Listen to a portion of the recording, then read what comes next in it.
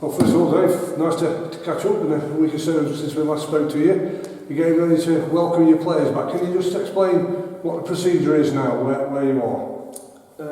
We're back in Thursday, full time. Non-contact training Thursday, Friday, Saturday. We'll get tested Saturday morning, ready for small group contact training the following week, building up, and get tested a couple of times a week after. So that's the plan, and then the testing will get, as far as we're aware, stopped, although we'll obviously all the other measures, your one-way systems, your questionnaires, your temperature checks, all the rest of it will carry on for the foreseeable future. I think that'll probably carry on for a long time. But regardless, we're here to play football, and that's what we're going to concentrate on. Yeah, you've had time for your celebrations, which you deserve to have as well, with winning promotion. Is it now a case of you and your staff making sure that message is from day one, we're focused and we're into League One and getting prepared, ready now? Yeah, that was the message a long time ago, I'd say. And yeah, we've got to make sure we practice what we preach. How different will it be in terms of sorting your players out with your pre-season training? What sort of things have you had to come up with differently to make sure they are ready and you have got all your training done? Well, because we're starting before the 1st of August, we've had to submit all our session plans to the EFL, which took a lot of time, and Alex Most did a great job in doing all that, and we had to risk assess them all and stuff like that. So Brian Jenkins has done all the operational policy for the whole training ground. I think there's one being done for the ground as well. So yeah, there's been a lot of work that otherwise wouldn't have had to be done, that you sort of take for granted. The safety of the place, if you like. But with the virus, it's had a whole new dimension to it. And obviously we've got to do our bit as coaching staff. So all that's had to be thought out and sort of front loaded, if you like. But yeah, it's football at the end of the day. You've seen that some clubs have made a real good fist of it, returning, and some clubs haven't. Now we've got a 6-week period we think we've got a 6-week period. We don't know to get it right and get going and carry on the good work that we put in last year. Are you gearing yourselves up then for September the 12th start? Well, that's what we believe to be the case, but we haven't heard it was either that or the 29th, and the amount of clubs not training. We think that it's likely that they're going to vote for the 12th, but we don't know that, so we'll be ready whenever the season starts. Whenever it does start, it's straight away an exit schedule, because I think there's 2 cup competitions very, very early into the season, before possibly even the league fixtures get underway. Yeah, we'll certainly be playing a League Cup game before the season starts, whether it's the Saturday or the Tuesday. We're not sure, but that's not unusual. I know I did it. I think it was back in 2012 or 2013, something like that. But obviously then the League Cup, because of the delayed start of the season, is taking a different format, and obviously the leasing.com will come into that as well. So it is what it is. There's not many, because we're starting sort of 6 weeks late, we think we are, then that's 6 Saturdays and a few Tuesdays that need to be fitted in elsewhere, so it's going to be pretty full on, and a couple of under 23 fixtures is definitely going to be full on, but it's nothing that we haven't encountered before or prepared for, or we've got some young fit players and they tend to be a bit more resilient. They might need a breather every now and again, but that's not going to be an excuse from us. How's the recruitment drive going? You've probably seen now 1 or 2 players getting themselves fixed up. How's yours progressing? I think we're of the opinion that we're waiting to see what happens with the championship clubs. Does that mean we're going to get championship players? Probably not, but we'll have a look. But does that mean that the clubs that pay a fortune in League One might get championship players? Probably. Does that mean that the players that we're holding out for them clubs for a fortune in League One might come to us? Maybe, more likely. So I think the Championship clubs tend to start a waterfall in recruitment in a normal summer. And I appreciate it's not a normal summer, but I don't think that will probably hold true. So, obviously the Championship's regular season fixtures, the final one's tomorrow, and then obviously the playoffs, so all bar 4 clubs will probably be releasing players, which might set the wheels in motion for your big spending League One clubs, which will hopefully in turn that wheel, and we'll see where we get to. We're quite happy where we're at, I have to say. We're in no rush in that sense. We could move, and we would move if we felt the right one had come along. Are we trying? Are we looking? Of course we are. We're on the phone every day because things keep cropping up.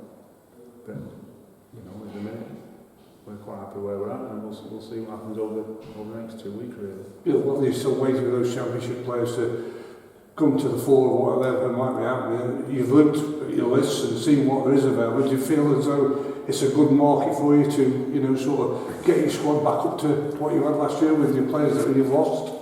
It's certainly a buyer's market, and I think so. That's a good thing from our point of view.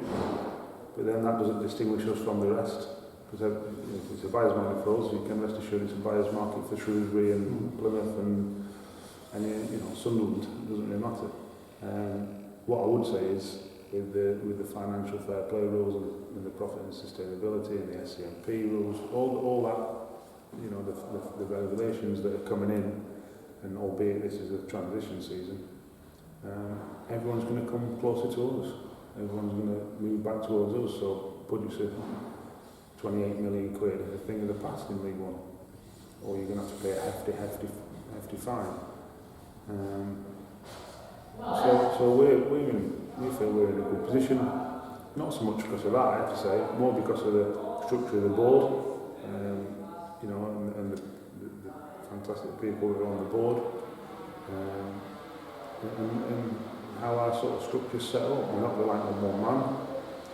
We've got the fans that are prepared to put their hand in the pocket. We've got 8 other guys that are definitely putting their hands in the pocket as well. And that's a shared burden. It's a shared responsibility.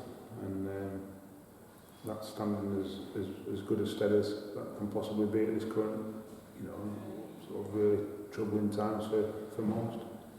So there's a couple of interesting names thrown in the paper regarding who you might be after. You must have won the lottery if you could be ringing one or two of them in, but that's for another case. I haven't bought fish and chips, so I haven't seen the papers. I just want to talk about possibly, I know you're not going to name, but would it be right to think that, down the middle, centre half, midfielder, strikers would be those areas that you want? Yeah, I think so. But then at the same time, we're not as picky as most of the clubs. If a good player comes along, we brought a right back in January, didn't we? On Blackpool. We just knew he was a good player, and we knew he'd do a job for us. So we know that if we have to be inventive as well, we have to be inventive. So ideally we'd like them to be mentioned, but we have to do some coaching to get them into them positions, and so be it as well. We prefer not to, because we don't want to coach. But we're quite happy to do that as well. So we'll see. It's been a place over many years in the summer where players have come along and used the facilities, and you might have signed them or you might not have signed them. Is there any likelihood of people coming in again and training with you? I think from next month possibly, yeah. We've got Joe Malkin's training with us for a bit and see how he gets on from Norwich. So we'll see how he does. And then we'll have a couple more in August, that's for sure.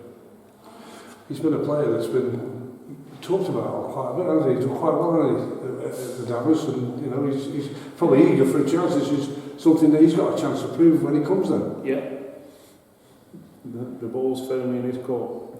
He's been given an opportunity, tennis ball and a racket, and let's see what what he's got. Just going back to supporters, you know, hopefully you're going to get a percentage of supporters at the home games.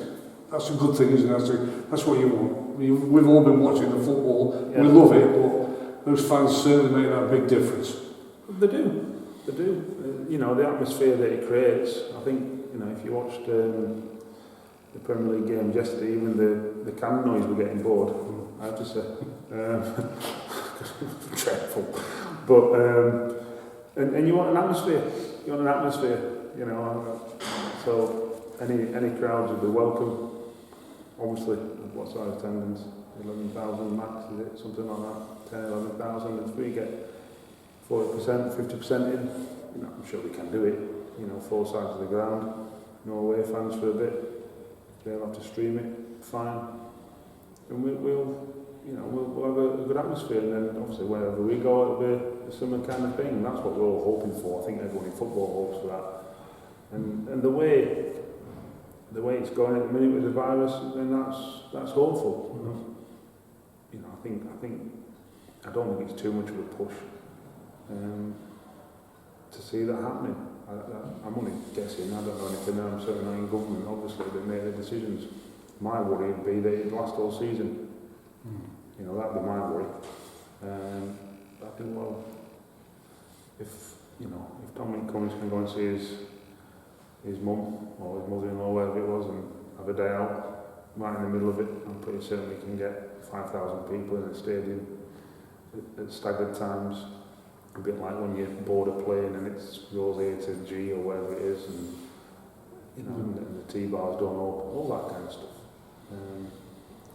I'm pretty certain it's doable, and be a bit of patience from the crowd and the supporters. We have to get there at a certain time and have to be a bit more patient, and maybe have to spend a bit longer in the ground rather than in the pub. Or fine, but, you know, if you want to watch the football and support your local team, that's what you're going to have to do. So we'll cross them bridges when we have the details, but fingers crossed it's heading in our direction. Well, just to wrap that all up and finish off with, 2,000 season tickets now purchased. Terrific. It already is. Brilliant. I don't know what the total was last year, but you know, for a club our size, you know, and I'm sure if we got over 2.5, that'd make a massive difference. So, you know, I think we got 2.2 last year. So we've got to keep pushing, and I appreciate it's tough for a lot of people. Once that season start date comes and we know we can have crowds back in, I'm sure there'll be a lot more fans, and if we can get over 2.5, and certainly if we can get to 3,000, I'd like to think they're sort of guaranteeing themselves a spot in any stand they wish to sit in, if you like. So, you know, it's good value for money for watching a good League One team and some other good League One teams.